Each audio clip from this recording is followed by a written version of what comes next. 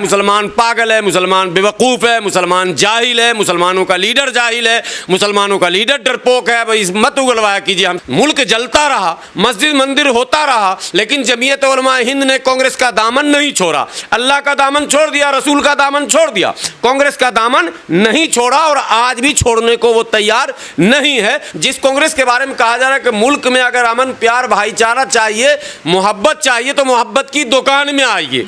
जिस कांग्रेस के बारे में कहा जा रहा, उस मोहब्बत की दुकान के जो मुखिया हैं, तमाम लीडरान जो कांग्रेस के हैं, सिर्फ राहुल और प्रियंका के बचाव में पक्ष रखते हैं। राहुल और प्रियंका के बचाव में सारे तर्क देते हैं। राहुल और प्रियंका को कट्टर हिंदू साबित करने में कांग्रेस के तमाम दिग्गज नेताओं ने अपनी पूरी ताकत झोंक दी, मगर कट्टर भारतीय साबित करने में ताकत नहीं झोंका, कट्टर इंसान साबित करने में ताकत नहीं झोंका। शिव भक्त हैं, जनउधारी हैं।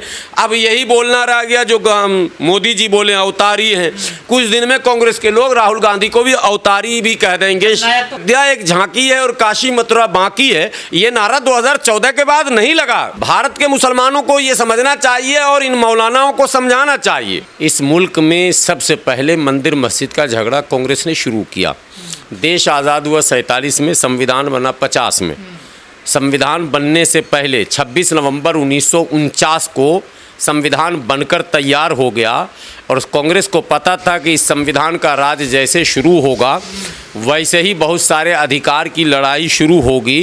तो 26 नवंबर 1949 बनकर तैयार हुआ, यानी रखा गया कि ये लीजिए जी, हैंड ओवर कर दिया। लागू नहीं हुआ, लागू हुआ था 50 में, जनवरी में।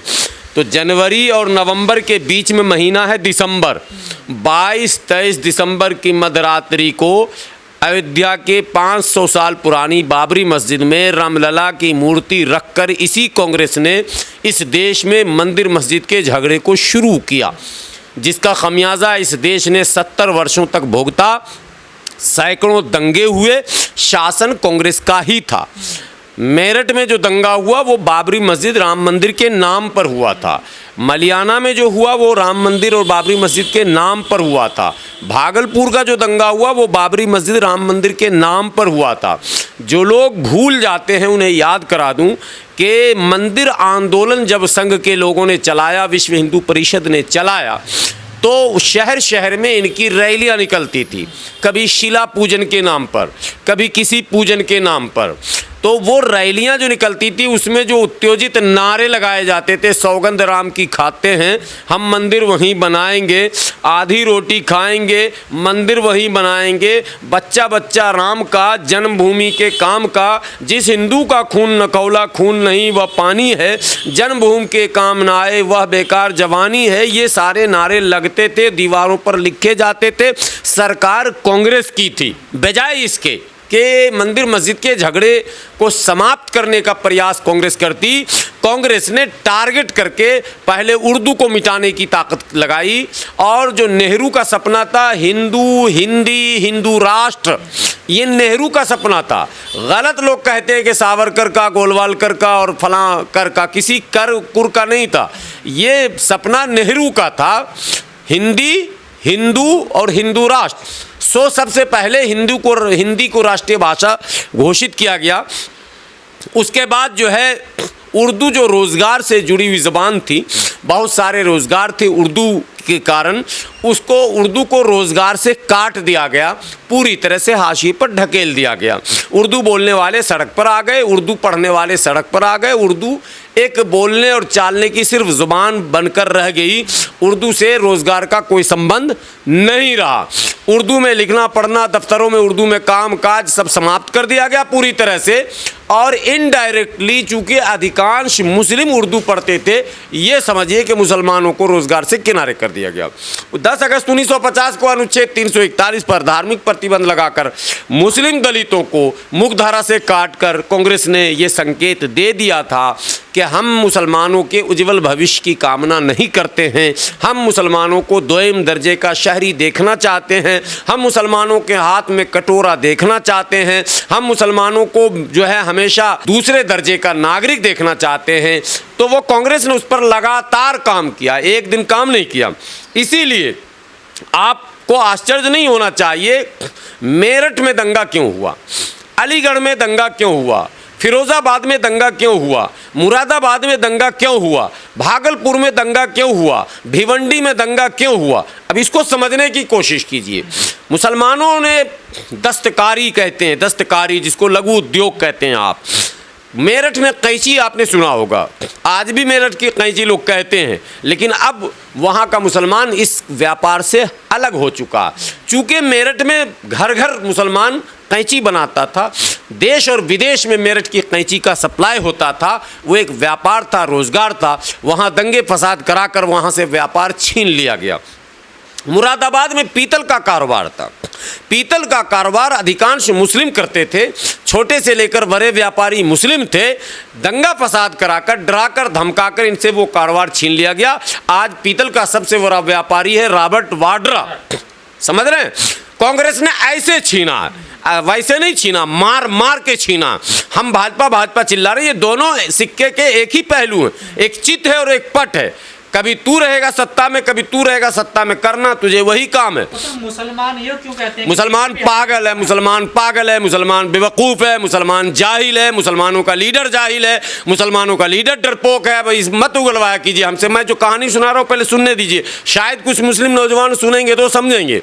तो मुरादाबाद पीतल के कारोबार मुसलमानों से मारकर छीने गए और वो कारोबार बदलता बदलता बनिया के पास गया, ब्राह्मण के पास गया, रॉबर्ट वाड्रा वहाँ का सबसे बड़ा धनी बन गया और वो गांधी नेहरू परिवार का दामाद भी बन गया। चलिए साहब, फिरोज़ाबाद में चूड़ी का कारोबार 90% मुसलमानों का था।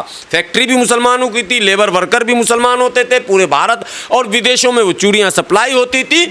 उससे जो आय होता था उससे समृद्धि और उन्नति की संभावनाएं थी। मुसलमान आगे न बढ़ जाए इसलिए फिरोज़ाबाद में दंगे हुए।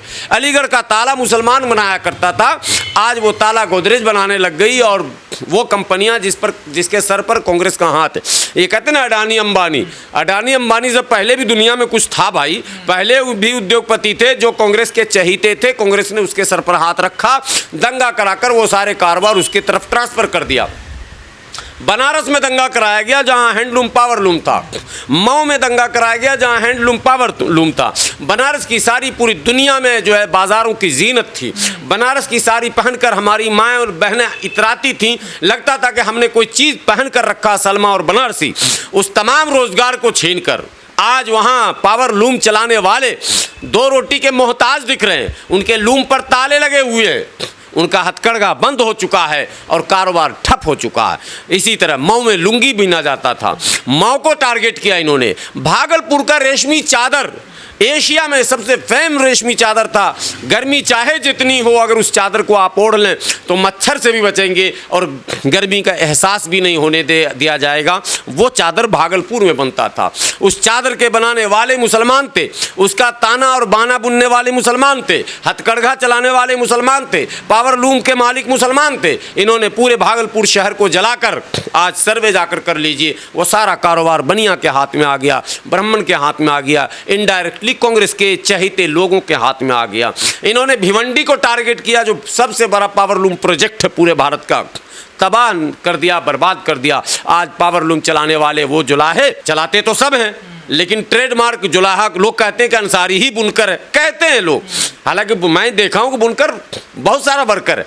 तो उस अंसारी जिसकी बात आज मोदी जी कर रहे हैं, बनारस में आज अंसारियों की हालत, बुनकरों की हालत मैं कह रहा हूँ इतनी बुरी है कि आप उनके स्टोरी अगर उन पर बनाएंगे तो आपके आंख से आंसू गिर जाएंगे। लोग कर्ज में मुब्तला हैं, लोगों ने लूम को बेच दिया, कर्ज छोड़कर भाग गए, कई जगह शहर छोड़ दिया। ये सारे हालात हैं। तो इस मुल्क में जो अयोध्या एक झांकी है और काशी मथुरा बाकी है, ये नारा 2014 के बाद नहीं लगा। भारत के मुसलमानों को ये समझना चाहिए और इन मौलानाओं को समझाना चाहिए। लेकिन हमारे जो मौलाना है मदनी साहब, वो कल TV 9 में उनका कार्यक्रम था 5 एडिटर्स वाला। मैंने महमूद मदनी एंड 5 एडिटर्स एक प्रोग्राम उनका चलता, बड़ी शख्सियतों को बुलाया जाता, 5 एडिटर को बैठाया जाता और पब्लिक उसमें बैठती है। उसमें उनको तस्वीर एक दिखाई गई, राहुल गांधी, अखिलेश यादव और असदुद्दीन ओवैसी। सवाल पूछा गया इन तीनों में मुसलमानों का सबसे फेवरेट हमदर्द कौन? तो महमूद मदनी साहब ने कहा तीनों हमदर्द हैं। अब जब तीनों हमदर्द हैं डर से उन्होंने नहीं कहा कि ओवैसी हमदर्द नहीं है, अंदर से वो ओवैसी के विरोध में है। वो तो खुद राहुल गांधी के चेले हैं, उनके पूरे पूर्वज रहे हैं कांग्रेस के चेले। मुल्क जलता रहा, मस्जिद मंदिर होता रहा, लेकिन जमीयत उलमा हिंद ने कांग्रेस का दामन नहीं छोड़ा। अल्लाह का दामन छोड़ दिया, रसूल का दामन छोड़ दिया, कांग्रेस का दामन नहीं छोड़ा और आज भी छोड़ने को वो तैयार नहीं है। बीच बीच में मोदी से जब डर लगता है तो मोदी चालीसा भी वो पढ़ लेते हैं। जो एक दो घटना घट चुकी है, 370 वाले में जकार्ता में जाके उन्होंने प्रेस कॉन्फ्रेंस भी कर दिया था मोदी जी के कहने पर।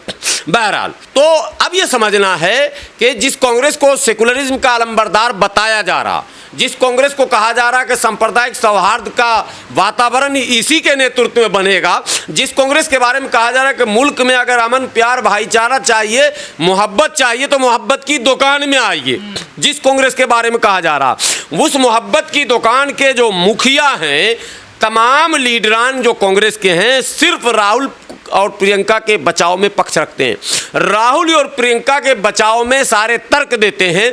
राहुल और प्रियंका को कट्टर हिंदू साबित करने में कांग्रेस के तमाम दिग्गज नेताओं ने अपनी पूरी ताकत झोंक दी, मगर कट्टर भारतीय साबित करने में ताकत नहीं झोंका, कट्टर इंसान साबित करने में ताकत नहीं झोंका। शिव भक्त हैं, जनउधारी हैं, अब यही बोलना रह गया जो मोदी जी बोले अवतारी हैं। कुछ दिन में कांग्रेस के लोग राहुल गांधी को भी अवतारी भी कह देंगे, जननायक तो कहने लगे ना, जननायक वगैरह सब कुछ। तो हमारे यहाँ भी जमीयत उलमा हिंद में जो तखल्लुस मिला, जो लक़ब मिला, जो खिताब मिला, वो मिला फ़िदाए मिल्लत, और थे दरअसल में वो फ़िनाए मिल्लत।